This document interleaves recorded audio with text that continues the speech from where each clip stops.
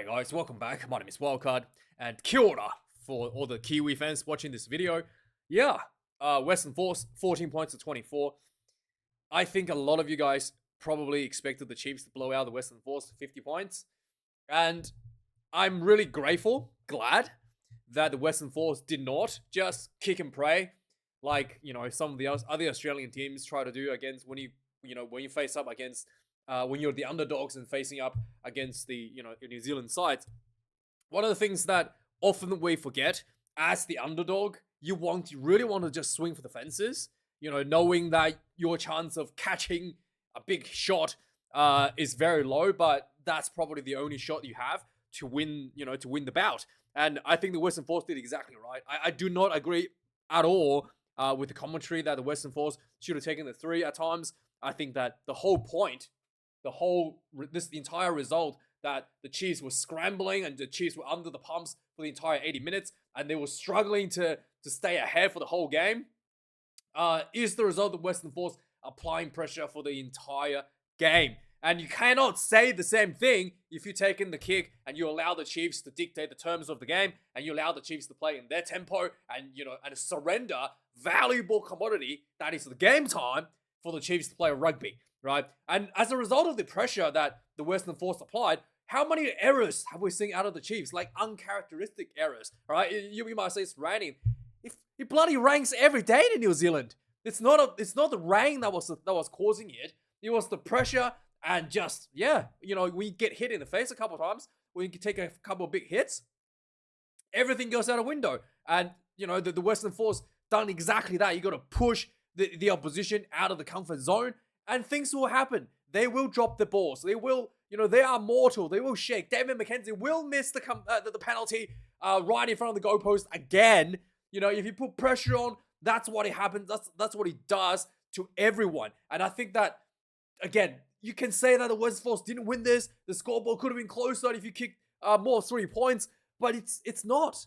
It's not going to be closer. You could have conceded way more points by relinquishing the pressure, by relinquishing the fatigue they built into the Chiefs. A lot of the tries that they botched could have actually turned into tries, right? And that's the difference. That's the ththing that I think a lot of people, it's hard to understand. And in post-match, they sit down and analyze the game in coaching, in a lot of the coaching teams, and you look at the statistic on the spreadsheets. It's very difficult to tell, but that is why. The fact that the Western Force was like hanging in this game all the way till the end was, it's not because it's 100% because they did not capitulate to just kick and pray. And you can disagree, but that is exactly what we saw today. And the Western Force outperformed a lot as a result of it, and the Chiefs really struggled to know how to play into their rhythm. And in fact, the Chiefs had to really grind down themselves to try to pressure the Western Force for tries and to try to actually close out the game. By controlling where the game was played, by just camping inside the Western Force for a huge portion of the second half to actually get that 3rd try on the board.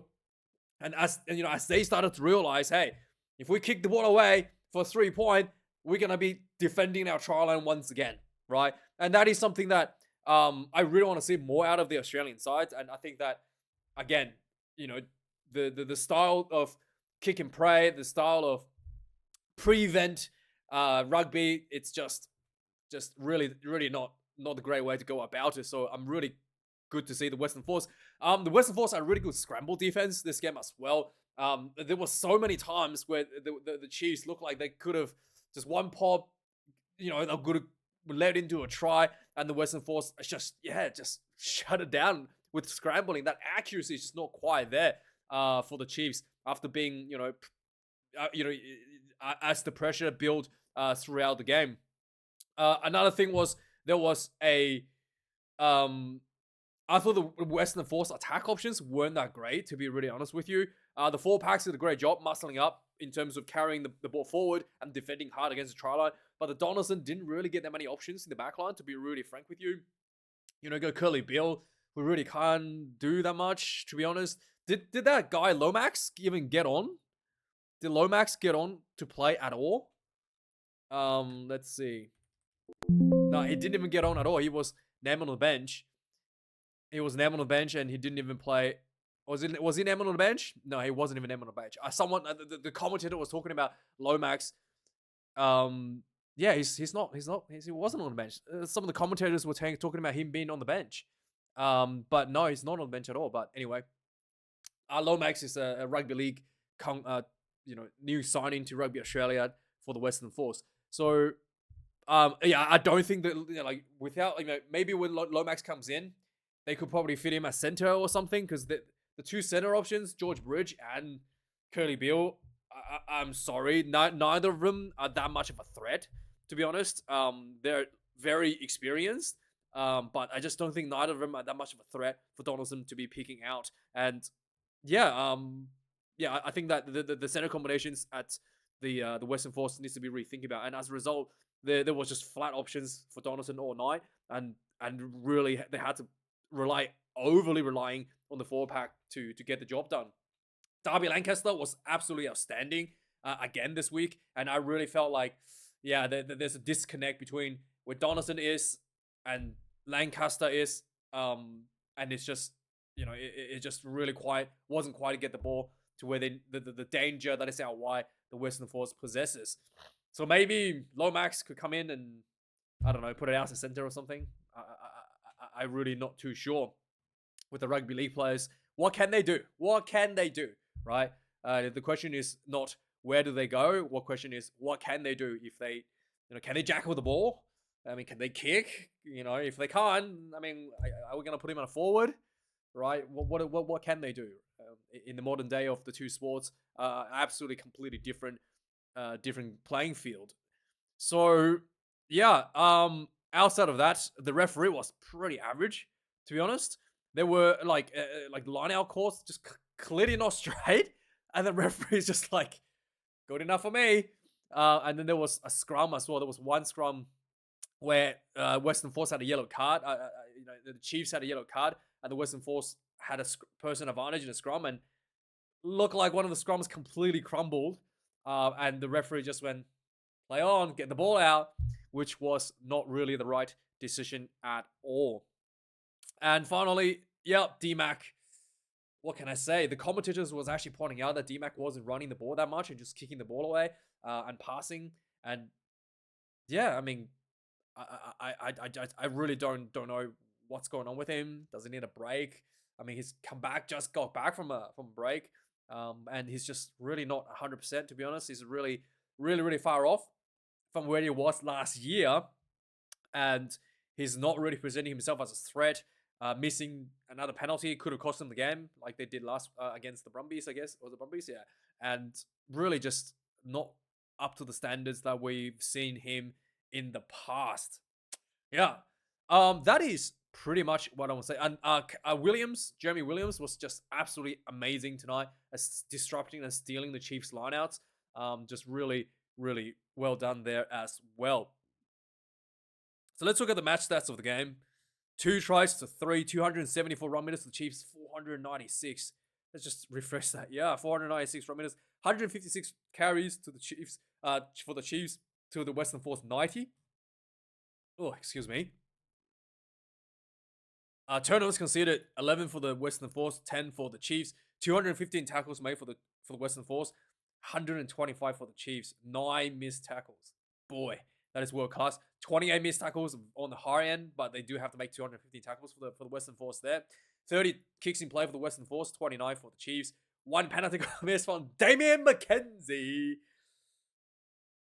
Boy, 821 kick meters from hands and 802 for the Chiefs. A lot of kick meters there for both sides. Lineouts, 17 for the Western Force, 3 lineouts lost, 14 for the Chiefs, 3 lineouts lost as well. 1 scrum lost for 7 for the Western Force, 6 no loss for the Chiefs, 11 penalties conceded for the Western Force. It's only 7 given away by the Chiefs. Yellow card, 1 yellow card for the Chiefs was repeated penalties in front of goal line, I think it was. After a warning, I think. Well, what's his name? Yeah, one of the forwards got sent off in the second half, and unfortunately, despite playing against 14, the Western Force was not able to cleanly turn that into a try, which is a little bit disappointing. But then again, this is the time you take to kind of learn and improve under pressure. Cannot execute, go back to drawing board and keep working on it, right? And if you take in the three, you are never, ever, ever, ever gonna get that ever for the rest of your career. So at some point, maybe down the line later in the season, that same opportunity comes, you will get the try, right? You will get the try with the play in the bin, right in for the goalpost. But if you never tried, if you never ever attempted to go for it, and you just taking the three, you're never gonna get there later on in the season or in your future endeavors, potentially in the international arena, right? Let's do a quick summary of the game. So, so early on, right away, the Western Force had a penalty and they didn't kick for it. And they just built a lot of pressure, and both teams were, there was a bit of a stalemate early on. It took about 23 minutes for the Chiefs to finally get a bit of momentum. They built so many faces inside the Western Force 22, and then eventually Jacobson crashed over for the try, 7 points to 0. 30 minutes in the game, the Western Force, the ball went to Donaldson. They had like a line out, like 40 meters out. Went to center field to Donaldson. He put a massive bomb up, and then George Bridge got this one, and then he kind of like knocked the ball on, and then as he lost, he like went into a tackle, lost the ball essentially, and then knocked the ball backwards as the ball was going forward, and then he ended up in the hands of Burley, who ran in for the first try for the Western Force. 7 points to 7. Just before half time, the Chiefs gets their second try on the ball. They had a penalty that went for the line out, and then the ball spread out wide to Jacob, and then he ran in for the second try. He just completely ran around George Bridge. He was just like untouched. He just ran around him. 7 points to 14, half time. Second half starts. The Western Force had a penalty right away. Did not take the three. Not making the same mistake the Waratahs did. They had a lot of penalties, repeated penalties against the Chiefs, and the Western Force kept at it. They went back-to-back scrum, and eventually they pounded it, and lots of pick and go, and eventually, I think it was Jeremy Williams, little pick and go, and just not even pick and go, just picked up the ball and dotted the ball on the try line. It just next to the pile of legs and arms and bodies, and 14 points to 14, age 48 minutes into the game. 58 minutes in the game, the Chiefs had to back themselves. They decided not to take the penalties. This was absolute pressure for about 10 minutes. The Chiefs just camped inside the Western Force 22. Lots of penalties were given out too, and then eventually they went for a line out. They went for the more, and Somasoni Taukiaho went over for the try. 14 points to 21. After this, the both teams were the Western Force got back themselves at it. It was Audie Norris that was sent off against the Chiefs, and despite having a yellow card in the bin, the Western Force was not able to convert that into a try. Despite that, 72 minutes, the Chiefs looking to just completely shut the game out. Had a penalty, and D-Mac missed the kick. And then finally, 78 minutes, there was another penalty, and D-Mac kicked this one to be able to give himself a pat on the back that he's done his job, and denied a bonus point for the Western Force. 14 points to 24, the final score. And let me know your thoughts on this game. And I really think that if the Western Force continues to just hold themselves at a higher level and keep pushing, keep working on those key areas around handling around the rocks, keep working under pressure and keep going for those tries, keep working those tight areas with pick and drives, they will get better. They definitely can tell today. They're definitely a lot far, like they're definitely very far off from where the Chiefs are, and they hang themselves in. They hang in there all the way till the end. And the fact that they didn't win is not really important. It was a great opportunity for the team to learn and grow as a cohort. But anyway, let me know your thoughts. Thanks for watching. Like, comment, subscribe. I'll see you guys next week for the rugby news. Have a good one. Cheers.